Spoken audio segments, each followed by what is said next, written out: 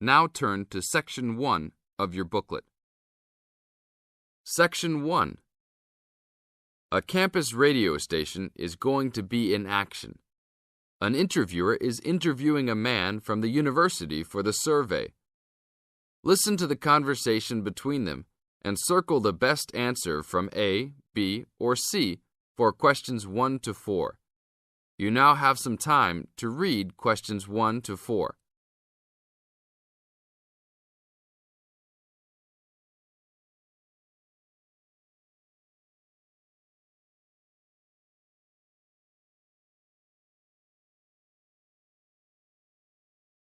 You will see there is an example which has been done for you. On this occasion only, the conversation relating to this will be played first. Excuse me, I'm conducting a campus survey. Would you have time to answer a few questions? What's it all about? We're doing some market research for a new campus radio station starting in the next few months. That's okay. Sounds good. Great.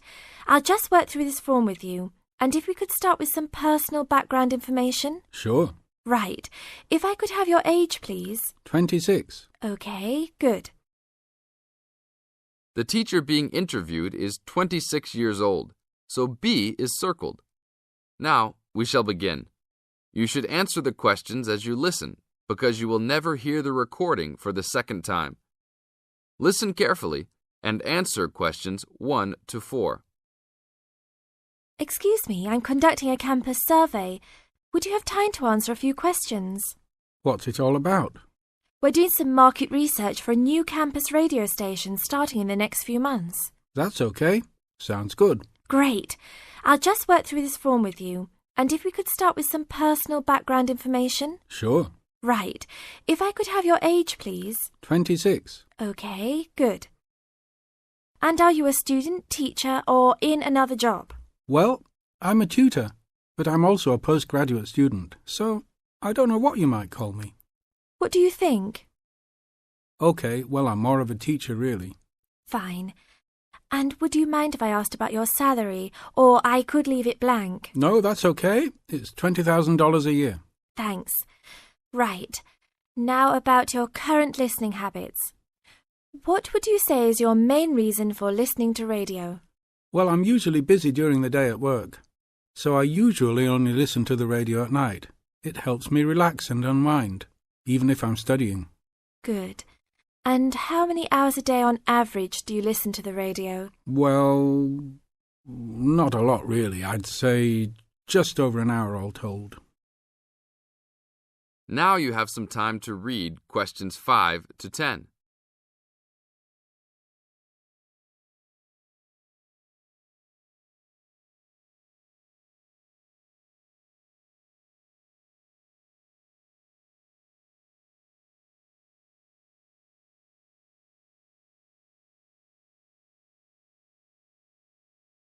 Now listen to the second part of the interview and answer questions 5 to 10. So, what are the two main times of the day that you listen to the radio? Well, for a little while around breakfast time, and then it tends to be later, after dinner, when I've finished any serious work I need to do. And what sort of radio programs do you like? I like the news, but I also like classical music. It helps me to relax. Fine. And turning to the new campus station, which type of programs would you prefer? I think the existing radio stations cater for my need for news. So I'd like to see programs about local information, providing a service to the campus community. And in the same vein, perhaps more for academic viewers, some lectures or relevant programs. I see. And if you had to give the new director some specific advice when they set up the station, what would you tell them? I think I'd advise them to be careful about the quality of the broadcasts. The sound system. There are a lot of radio stations and people can change their loyalty quickly if it doesn't meet their needs. I think they should do more of these kinds of interview too, talking with existing and potential customers. Oh, I'm pleased you think it's useful. Certainly, yeah. Good. Now, this station will not be fully funded by the university. So how often do you think it is tolerable to have adverts? I think, well, out of that list I'd say every quarter of an hour. Of course, that's providing they don't last for 10 minutes each time. Oh, quite. And are you interested in attending any of the special promotions for the new station? Yes, I'd be happy to, as long as they're held on the campus or nearby. OK, I'll note that down. And finally, may we put you on our mailing list? Well, I prefer not, except for the information about the promotions you just mentioned. OK. Can I have your name and address? Of course. I have a card I can give you. Oh, great. And thanks a lot for your time, and we look forward to seeing you. Yeah, sure. Thanks. This is the end of Section 1. Now you have half a minute to check your answers.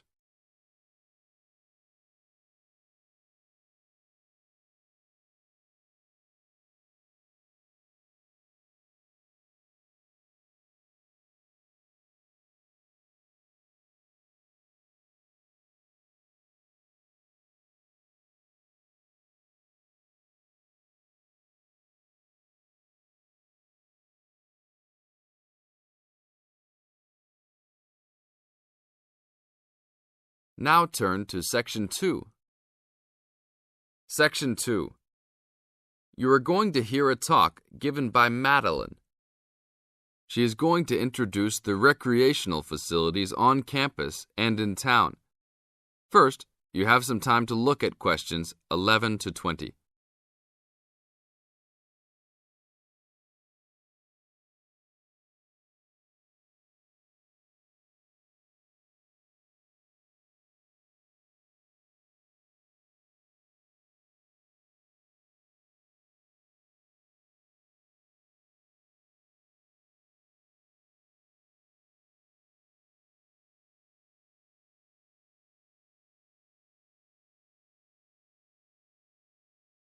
As you listen to the talk, answer questions 11 to 20. Well, good morning, everybody. My name's Madeline Stewart, and I'm here to tell you about the recreational facilities available on campus, and also to tell you something about what the town has to offer. You may already know that your Students' Union membership also includes membership of the Sports Union, which provides a range of sporting and recreational facilities on campus, much the same as those in most British universities. The Sports Union has football, tennis, and cricket teams in local competitions. And really, most sports are catered for in some way on campus, even if they're just social matches. In the building itself, there are fitness classes and a full gym, including weights.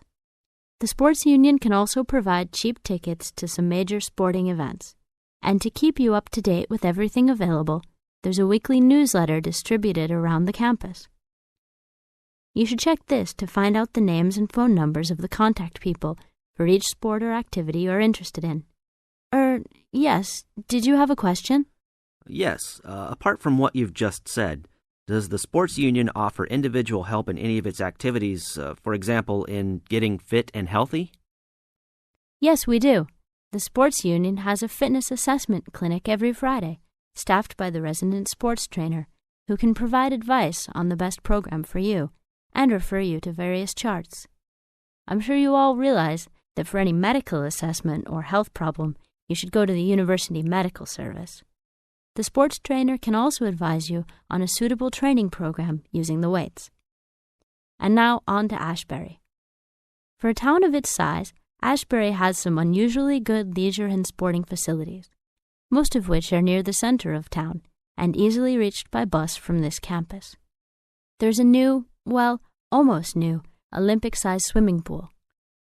That's not quite in the central town area, but it's only a 5-minute walk from the bus stop. Above the pool, there's a high-tech fitness center that any of you more serious fitness lovers would need to check out. Then, in the center of town, there's a sporting complex called the Anderson Center, which contains squash courts and facilities for a number of other indoor sports, such as basketball. And just around the corner from the Anderson Center, in the main street there, is an indoor bowling alley. All of these facilities are listed in the weekly newsletter, so I encourage you all to look through it and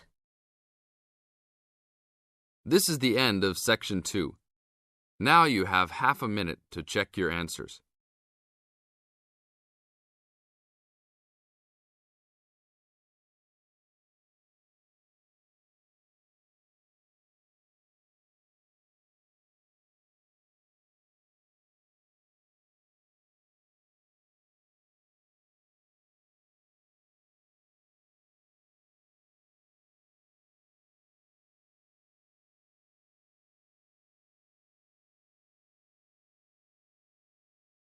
Now turn to Section 3.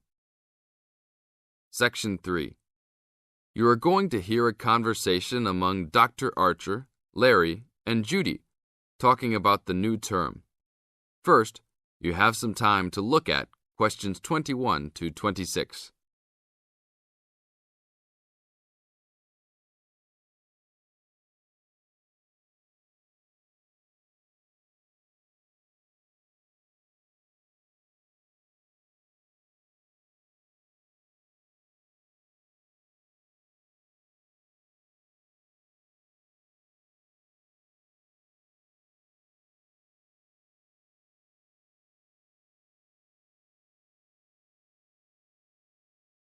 Now listen carefully to the first part of the conversation and complete the notes and table below.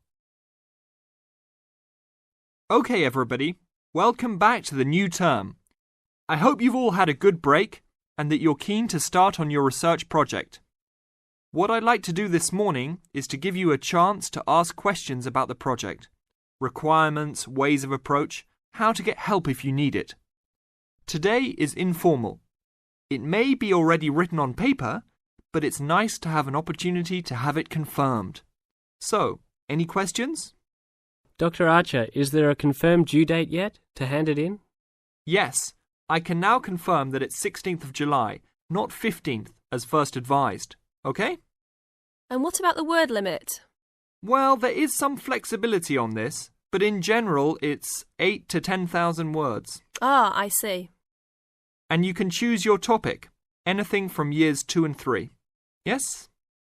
I still can't work out what I want to do it on.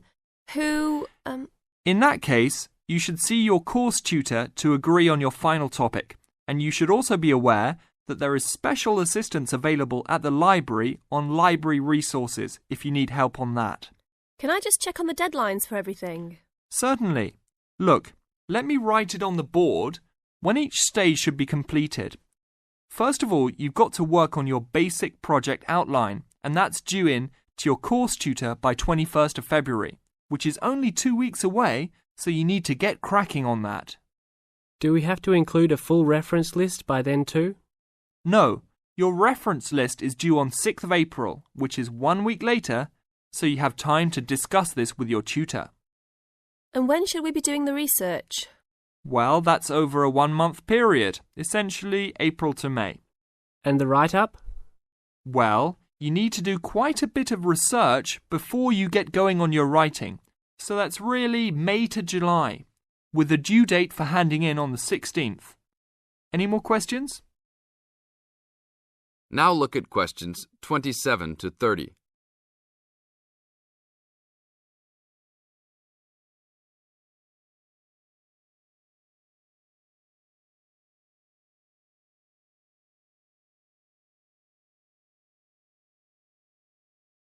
Listen to the second part of the talk and match A, B, or C with questions 27 to 30. Well, sir, just some advice really. It's about the research approach.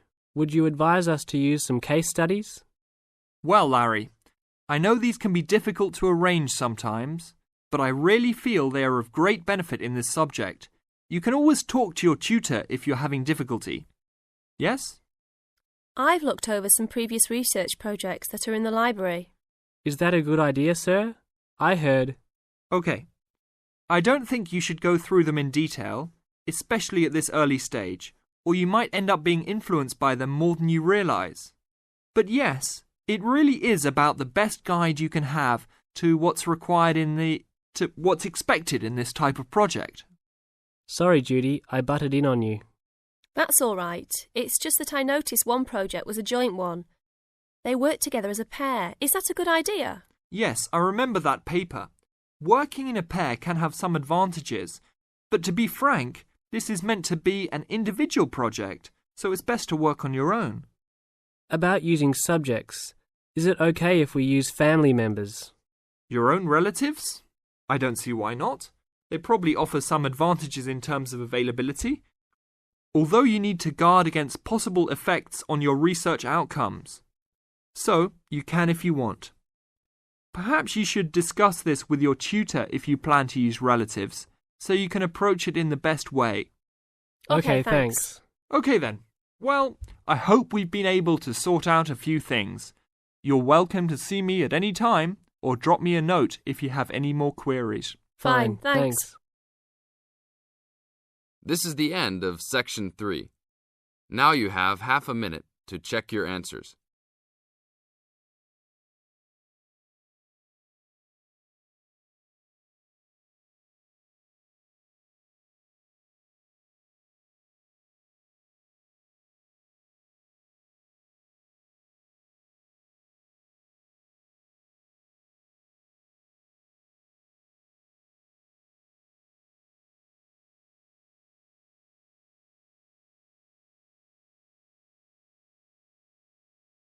Now turn to Section 4. Section 4. You are going to hear a lecture about the geographic information about Australia. You now have some time to read questions 31 to 40.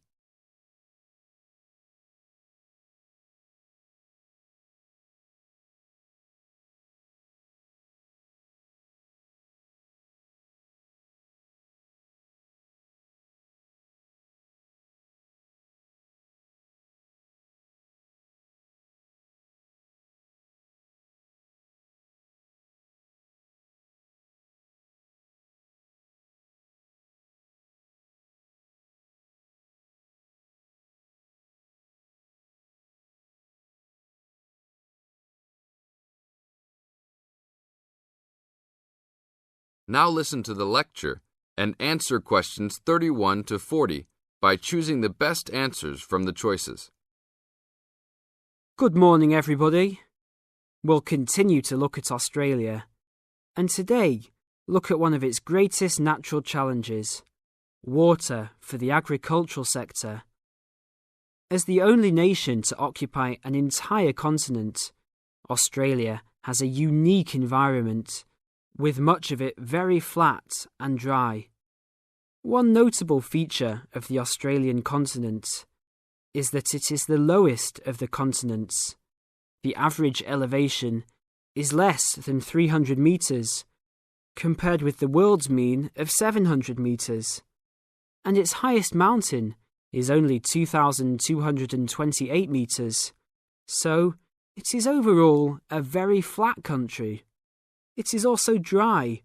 In fact, Australia is the driest, after Antarctica, of the continents. Yet Australia has extremes of climate and topography. There are rainforests and vast plains in the north, snowfields in the southeast, deserts in the centre, and fertile croplands in the east, south, and southwest. And Australia contains some of the wettest areas on Earth. In western Tasmania and on the northern Queensland coast. But half of the continent has an annual rainfall of less than 300 millimetres each year, and only 20% has more than 600 millimetres each year. A major problem is that the limited water resources do not match up with where water is consumed.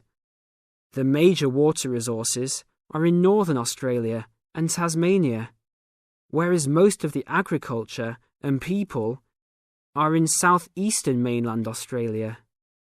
The agricultural sector is the largest consumer of both self-extracted and main-supplied water, using over 70% of total net water consumption. Electricity and gas supply and water, sewerage and drainage services use notable amounts of self-extracted water. However, Net consumption in the household sector is the lowest, just 8% of total net water used. Australia's water use increased by 25% over the decade between the mid-1980s and mid-1990s. Much of this increase was due to irrigated agriculture, which, as noted earlier, accounts for over 70% of national water demand.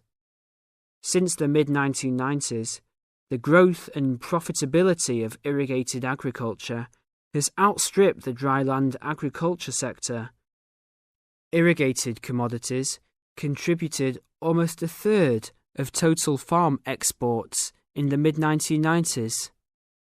The results of a special government report in 2000 showed that if today's water use arrangements continue, the water needs of the rural industries will outstrip water availability by about 2020. Irrigated agriculture, Australia's major water-using sector, would be seriously affected by the shortfall. And although groundwater underlies large areas of Australia, it accounts for only 4% of water use. So, clearly, apart from water for households, which mainly comes from dams or rivers, it is the rural sector where efforts towards water conservation are particularly directed. In this sector, the largest consumers of water are the meat and wool industries. One of the major problems in considering sustainable agriculture is the large amounts of irrigated water used to produce these products. Some of the crops, such as wheat, maize, and soybeans, also use a lot of water. Furthermore, many crops are grown in dry areas, where up to half the available water evaporates from the soil surface or seeps down too low into the ground for the plant roots to reach it. Well, that's all we have time for this morning. You will be able to do further study on this topic in the library, and I have a handout here with references for those who want to come out to the front to collect it. Next week, we'll look at outback farming and... This is the end of Section 4. You now have half a minute to check your answers.